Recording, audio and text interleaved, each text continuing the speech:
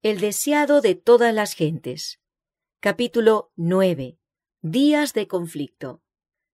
Desde sus más tiernos años, el niño judío estaba rodeado por los requerimientos de los rabinos. Había reglas rígidas para cada acto, aun para los más pequeños detalles de la vida.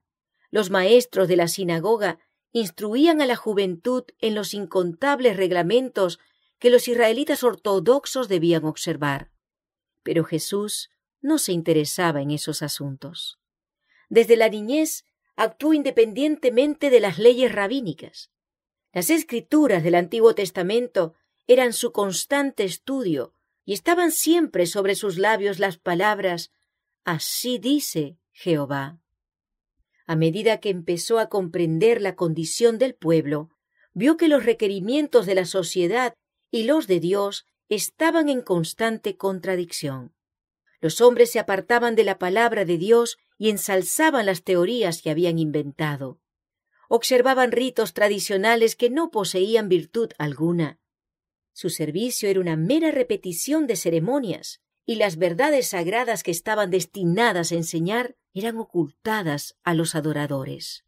Él vio que en estos servicios sin fe no hallaban paz. No conocían la libertad de espíritu que obtendrían sirviendo a Dios en verdad. Jesús había venido para enseñar el significado del culto a Dios y no podía sancionar la mezcla de los requerimientos humanos con los preceptos divinos. Él no atacaba los preceptos ni las prácticas de los sabios maestros, pero cuando se le reprendía por sus propias costumbres sencillas, presentaba la palabra de Dios en justificación de su conducta.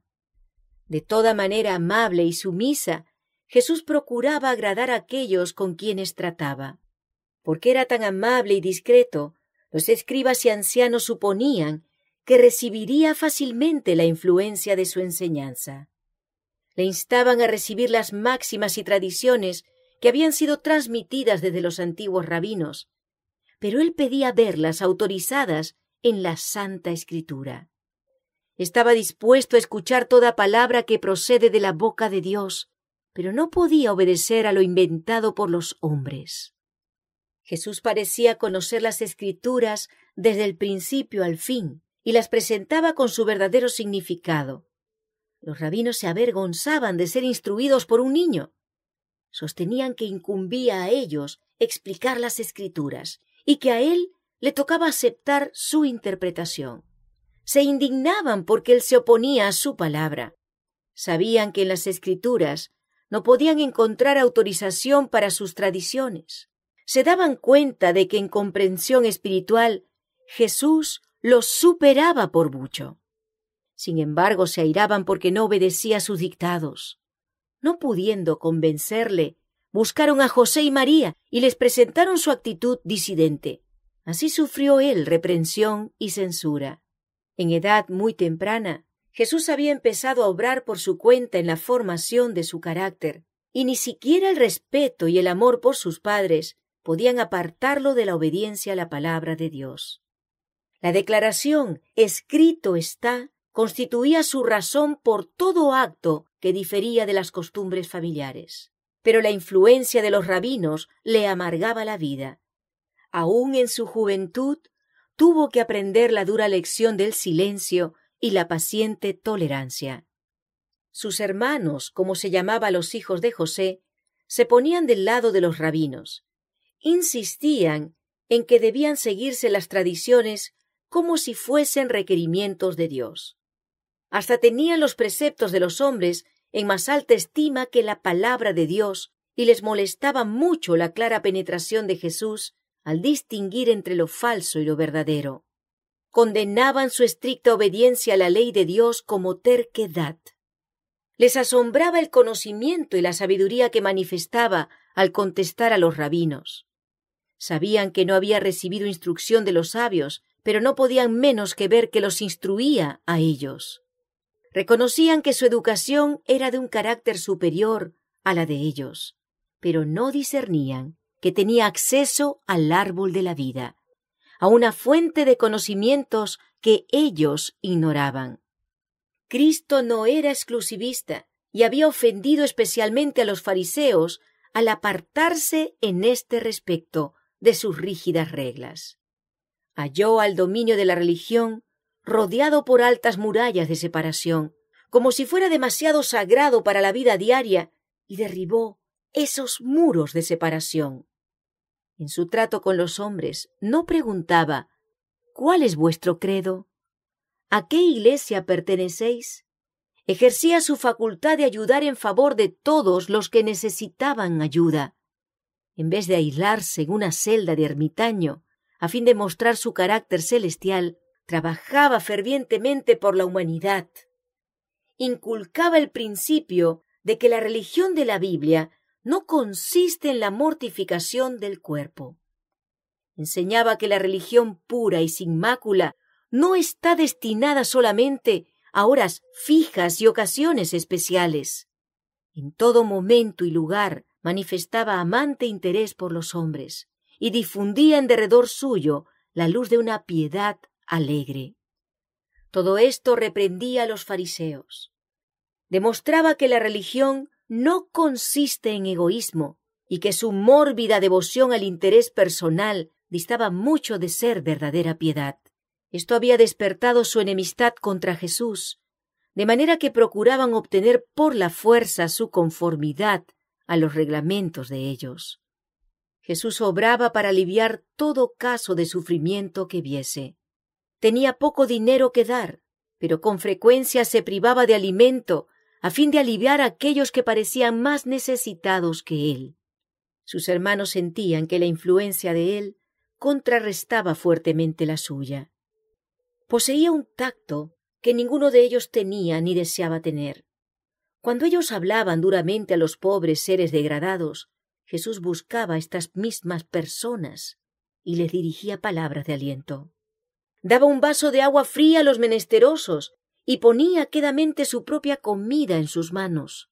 Y mientras aliviaba sus sufrimientos, asociaba con sus actos de misericordia las verdades que enseñaba, y así quedaban grabadas en la memoria. Todo esto desagradaba a sus hermanos. Siendo mayores que Jesús, les parecía que él debía estar sometido a sus dictados. Le acusaban de creerse superior a ellos, y le reprendían por situarse más arriba que los maestros, sacerdotes y gobernantes del pueblo. Con frecuencia le amenazaban y trataban de intimidarle, pero él seguía adelante, haciendo de las Escrituras su guía. Jesús amaba a sus hermanos y los trataba con bondad inagotable, pero ellos sentían celos de él y manifestaban la incredulidad y el desprecio más decididos. No podían comprender su conducta. Se les presentaban grandes contradicciones en Jesús. Era el divino Hijo de Dios y, sin embargo, un niño impotente. Siendo el creador de los mundos, la tierra era su posesión. Y, sin embargo, la pobreza le acompañaba a cada paso en esta vida. Poseía una dignidad e individualidad completamente distintas del orgullo y arrogancia terrenales. No contendía por la grandeza mundanal y estaba contento aún en la posición más humilde. Esto airaba a sus hermanos. No podían explicar su constante serenidad bajo las pruebas y las privaciones. No sabían que por nuestra causa se había hecho pobre, a fin de que con su pobreza fuésemos enriquecidos. No podían comprender el misterio de su misión mejor de lo que los amigos de Job podían comprender su humillación y sufrimiento. Jesús no era comprendido por sus hermanos, porque no era como ellos. Sus normas no eran las de ellos.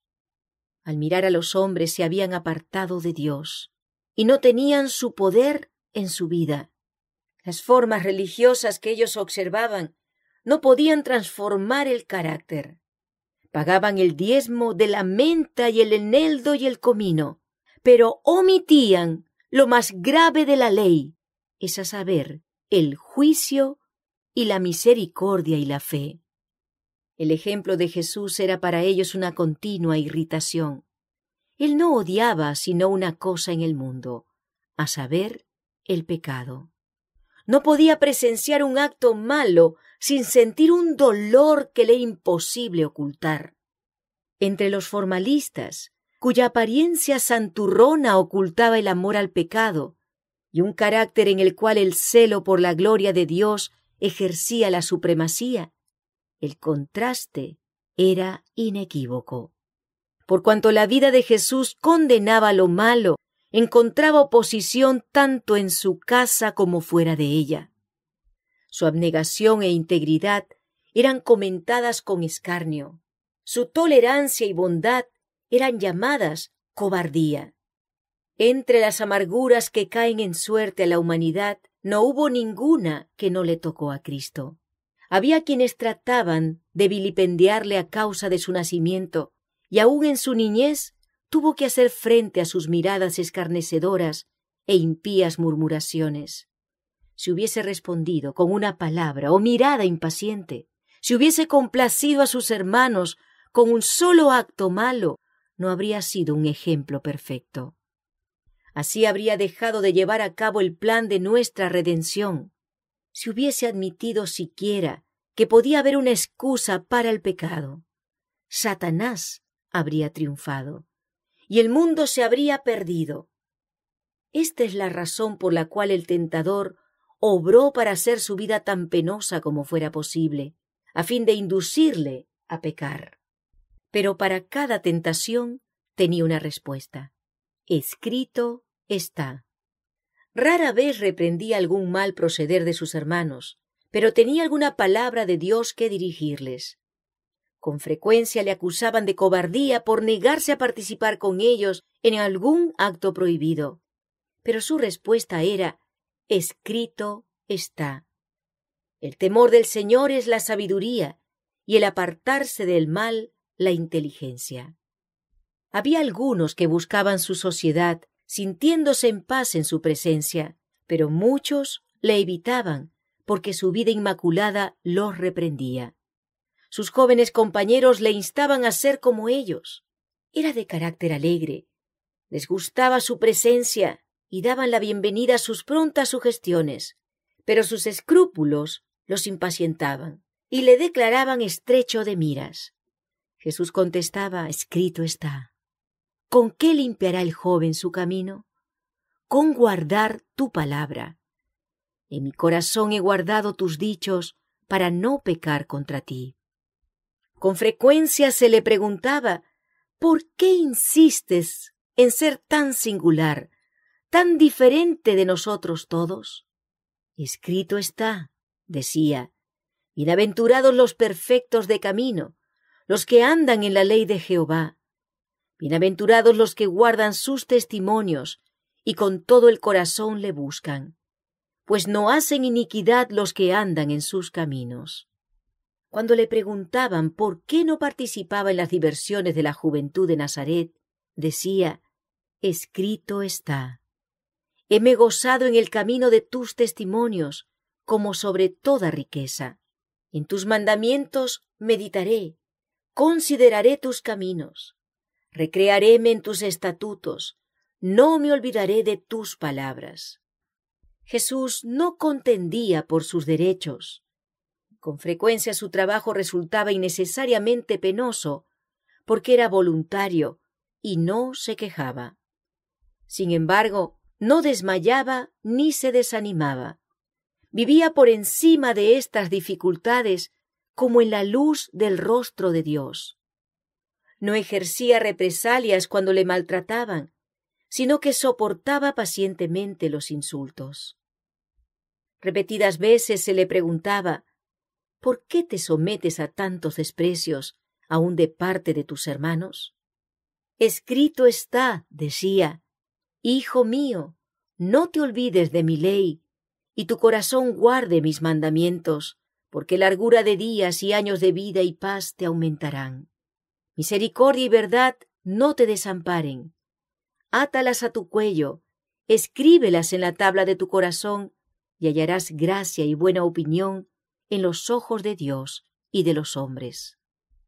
Desde el tiempo en que los padres de Jesús le encontraron en el templo, su conducta fue un misterio para ellos. No quería entrar en controversia y, sin embargo, Su ejemplo era una lección constante. Parecía puesto aparte. Hallaba sus horas de felicidad cuando estaba a solas con la naturaleza y con Dios. Siempre que podía se apartaba del escenario de su trabajo para ir a los campos a meditar en los verdes valles, para estar en comunión con Dios en la ladera de la montaña o entre los árboles del bosque. La madrugada le encontraba con frecuencia en algún lugar aislado, meditando, escudriñando las Escrituras u orando. De estas horas de quietud, volvía a su casa para reanudar sus deberes y para dar un ejemplo de trabajo paciente.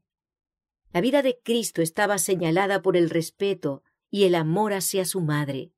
María creía en su corazón que el santo niño nacido de ella era el Mesías prometido desde hacía tanto tiempo, y sin embargo no se atrevía a expresar su fe.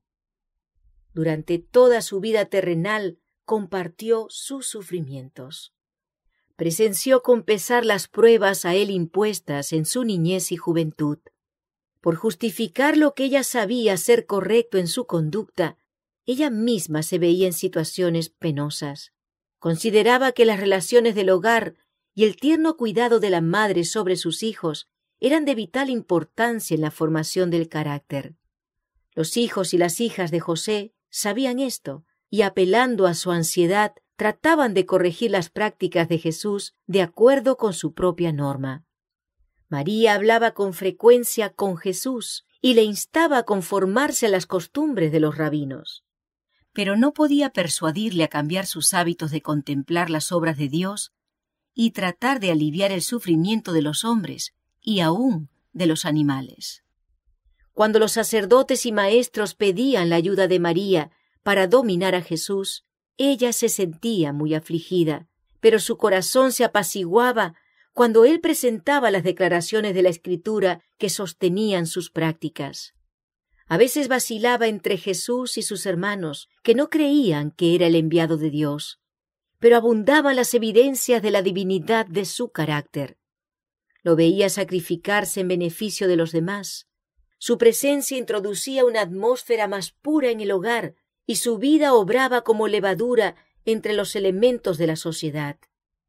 Inocente e inmaculado, andaba entre los irreflexivos, los toscos y descorteses, entre los deshonestos publicanos, los temerarios pródigos, los injustos samaritanos, los soldados paganos, los rudos campesinos y la turba mixta.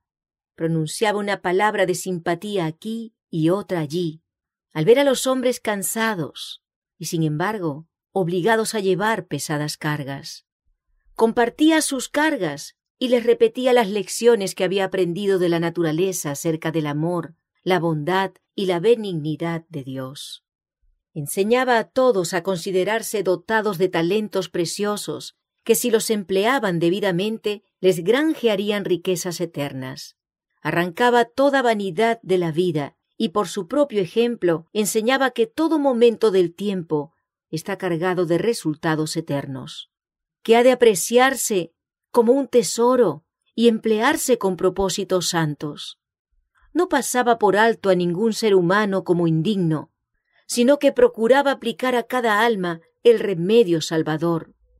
En cualquier compañía donde se encontrase, presentaba una lección apropiada al momento y las circunstancias. Procuraba inspirar esperanza a los más toscos y menos promisorios, presentándoles la seguridad de que podrían llegar a ser sin culpa e inocentes y adquirir un carácter que los revelase como hijos de Dios. Con frecuencia se encontraba con aquellos que habían caído bajo el dominio de Satanás y no tenían fuerza para escapar de su lazo. A una persona tal, desalentada, enferma, tentada y caída, Jesús dirigía palabras de la más tierna compasión, palabras que eran necesarias y podían ser comprendidas. A otros se encontraba que estaban luchando mano a mano con el adversario de las almas. Los estimulaba a perseverar, asegurándoles que vencería, porque los ángeles de Dios estaban de su parte y les darían la victoria. Los que eran así ayudados se convencían de que era un ser en quien podían confiar plenamente. Él no traicionaría los secretos que volcaban en su oído lleno de simpatía. Jesús sanaba el cuerpo tanto como el alma.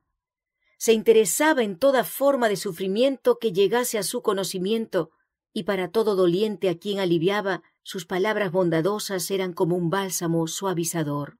Nadie podía decir que había realizado un milagro, pero una virtud, la fuerza sanadora del amor, emanaba de él hacia los enfermos y angustiados. Así, en una forma discreta, obraba por la gente desde su misma niñez. Esa fue la razón por la cual, después que comenzó su ministerio público, tantos le escucharon gustosamente.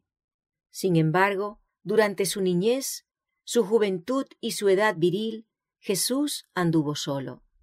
En su pureza y fidelidad pisó solo el lagar, y ninguno del pueblo estuvo con él. Llevó el espantoso peso de la responsabilidad de salvar a los hombres. Sabía que a menos que hubiese un cambio definido en los principios y los propósitos de la familia humana, todos se perderían. Era esto lo que pesaba sobre su alma, y nadie podía apreciar esa carga que descansaba sobre él. Lleno de un propósito intenso, llevó a cabo el designio de su vida, de ser él mismo la luz de los hombres.